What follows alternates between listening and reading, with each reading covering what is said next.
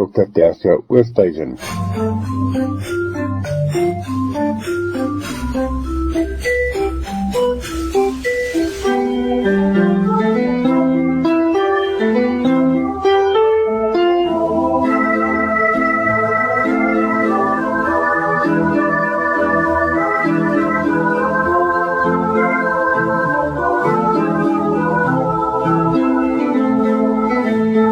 Lig op geestesgesondheid, Dr. Tersia Oosthuizen van die Noordwes Universiteit, bedryfs- en voorligtingsielkundige. Die Heer het opgestaan. Die Heer het waarlik opgestaan. Dit is ook my groetwoord, Willem, aan jou en aan elke luisteraar vanoggend.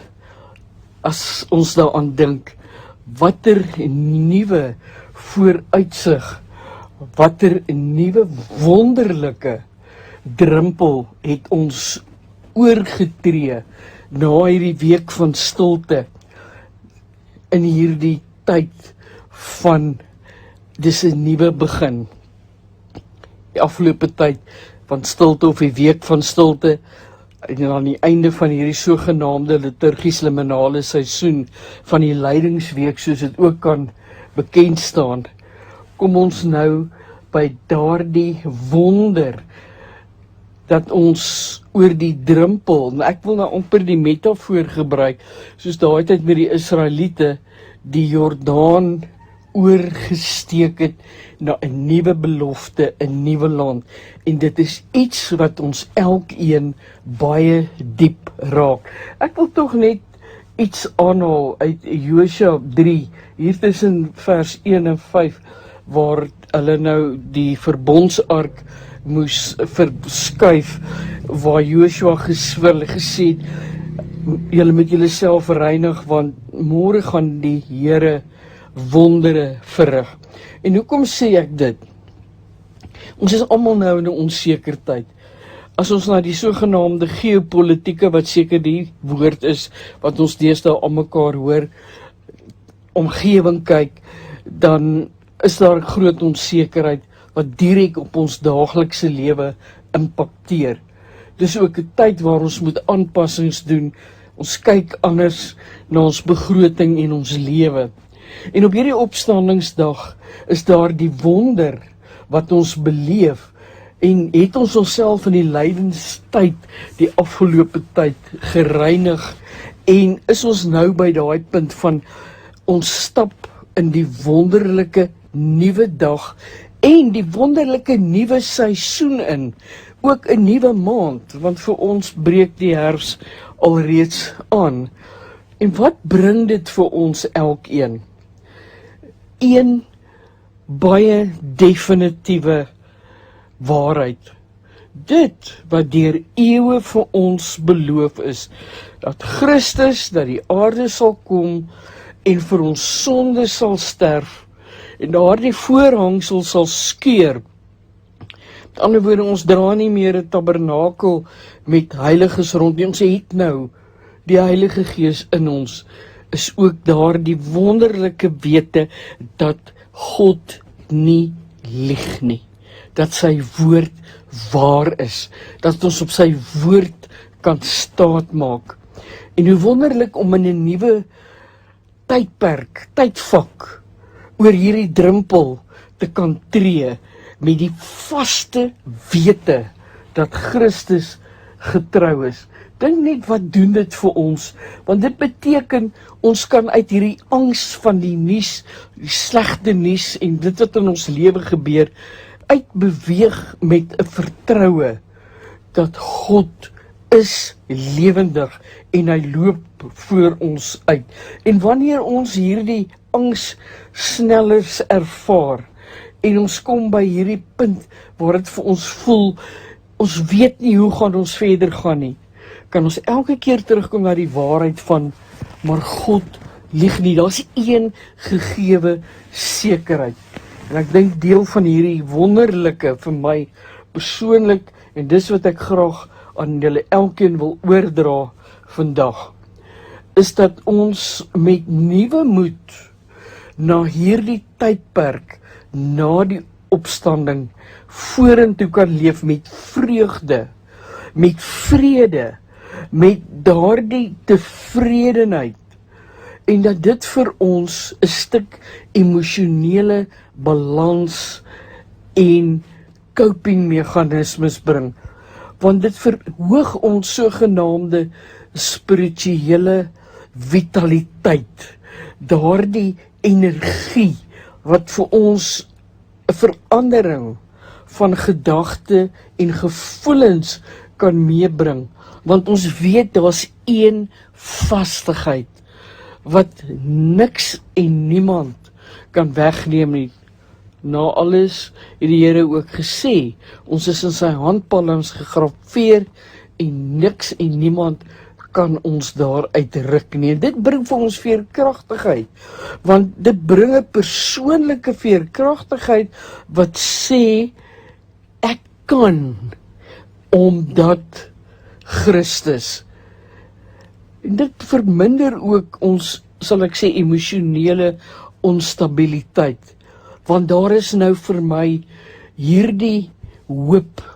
En as ek stil word, en ek dink aan my gebede, en ek dink aan my tyd met die Here, dan kan ek werklik daar my krag put om vorentoe te beweeg.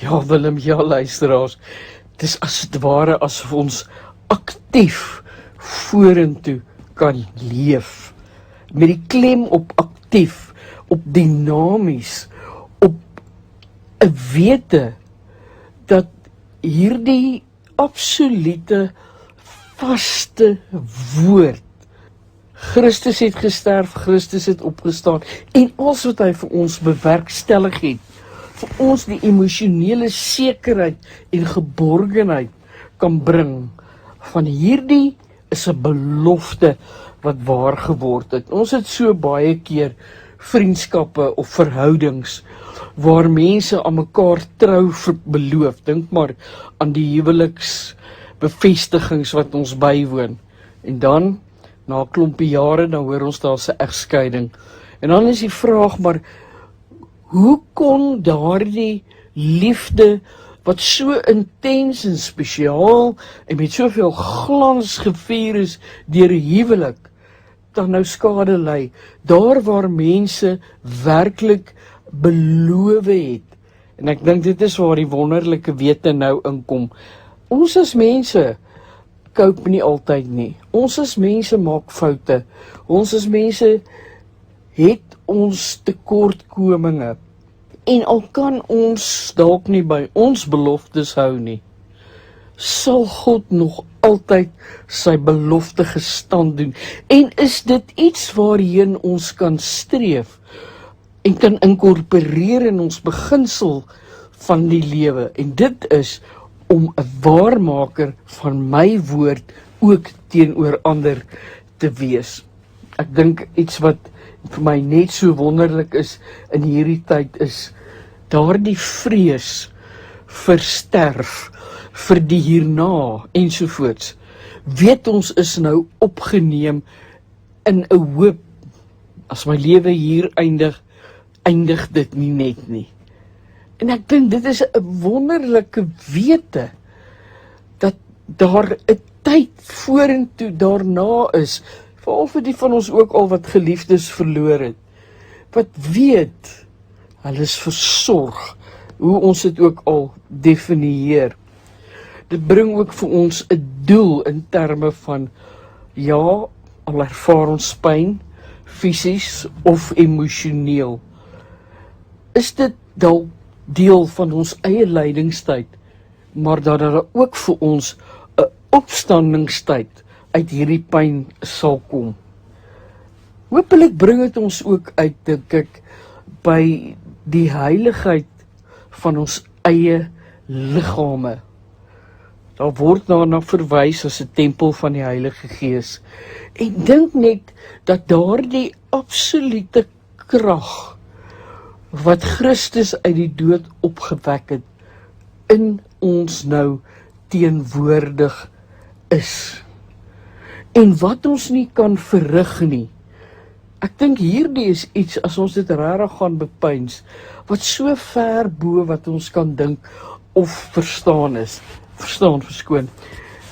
Dan is daar ook, soos ek reeds gesê het, hierdie spirituele vitaliteit en energie, wat 'n nuwe kyk na die lewe om ons kan bring, na mense, na die natuur, ja ook na binne, waar ons kan weet, ek kan ook die beplanning, die idees, die aanpassings, die veranderings, wat ek dalk in die begin van die jaar aangedink het, maar wat weggeraak het, wat ons so besig geraak het, ek kan dit weer gaan afstof, en ek kan weer gaan sê, maar hierdie is 'n nuwe seisoen, kom ons probeer weer, kom ons begin weer, kom ons glo, en ons vertrou opnuut weer. En die welsyn van hierdie paastyd, die ritueel van dit, die nostalgie, wat vir ons so kosbaar is, bring ook vir ons die gedeelde begrip en belewenis, saam met my familie, saam met my geloofsgemeenskap, of vriende, wat glo soos ek, kan ons ook in hierdie tyd weer by mekaar uitkom, en kan ons ook vir mekaar sê, die Heer het waarlik opgestaan. Vir sondaars het die Heer gesterf, die lewe deur sy dood verwerf, en dat ons dit wêreldwyd kan vertel. Dat is opgewonde, ook hierdie geesteswelstand kan ervaar van nuut, en alles wat saamhang met nuut wees, nuut dink, nuut voel, nuut leef, saam met Christus ons Heer.